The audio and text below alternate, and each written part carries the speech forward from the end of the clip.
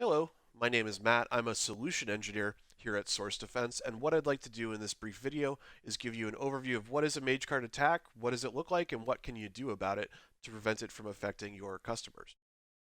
So what exactly is a Magecart attack? So let's take an example website called Headphone City.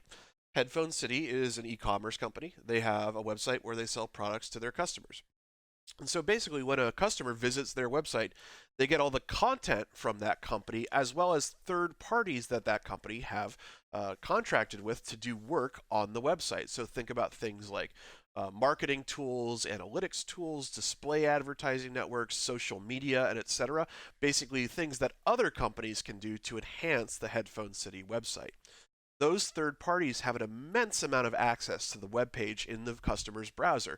They can basically change anything that the customer sees. They could introduce new content of their own, and they can see and interact with any of that customer data, including payment or other sensitive information that the visitor puts into their web browser. So the issue is that attackers know about this relationship. They know how powerful this access that the third parties have is to the visitor's web browser, and they are making active attacks against this particular vector. So they are using this relationship to steal data from customers and to resell it and otherwise do harmful things. That is the nature of a Magecart problem. So let's take a look at what that exactly looks like in a web browser.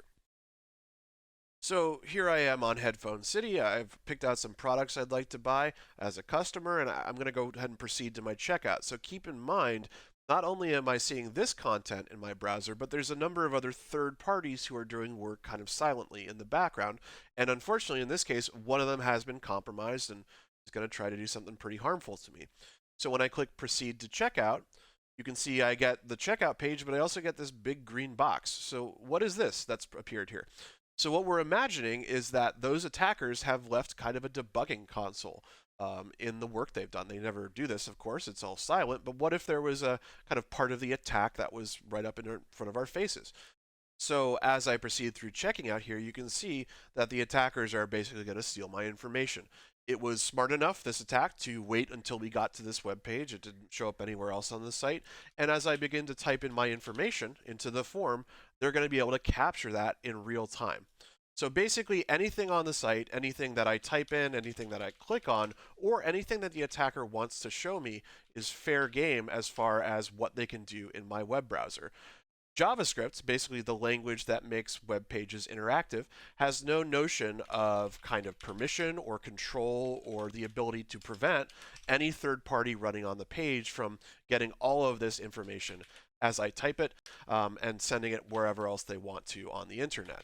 So this is important not just for things like credit card numbers, but also things like security codes, for passwords, for healthcare information, really anything where we call it where data is born here in the web browser is up for grabs once someone perpetrates this kind of attack.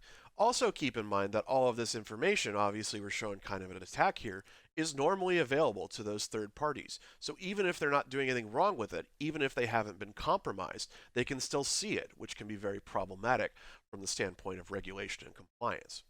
Once I place my order here, the attackers are going to exfiltrate that data, basically send it somewhere else on the internet, and then most likely sell it or use it for fraud. So those are the kind of hallmarks of a Magecart attack. Lying in wait for someone to do something on a website, taking advantage of the permission that JavaScript has within the web page to do a lot of different things, and then communicating that information out from the web browser to resell it or do something else undesirable with it. So, what can be done to address the risk that Magecart poses to your visitors and ultimately your customers? What Headphone City has decided to do is to implement the source defense technology known as Vice. So, Vice is going to help and prevent this problem right within the customer's browser. So our customers still going to visit our website as normal. The Headphone City content is going to load within their browser along with those third-party references services. And also, the Source Defense technology is going to load in there as well.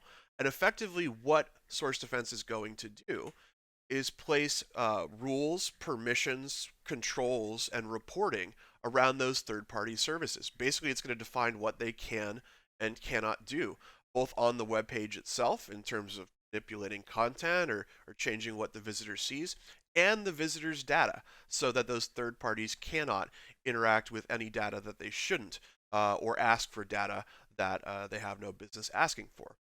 This effectively cuts off a Magecart attack at the root.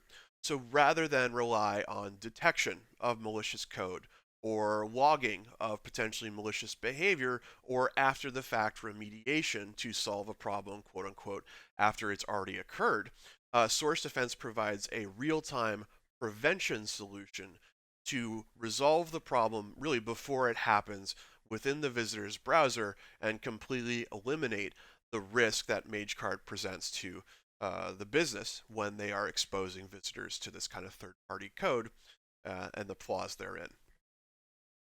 So thank you for taking the time to watch this video.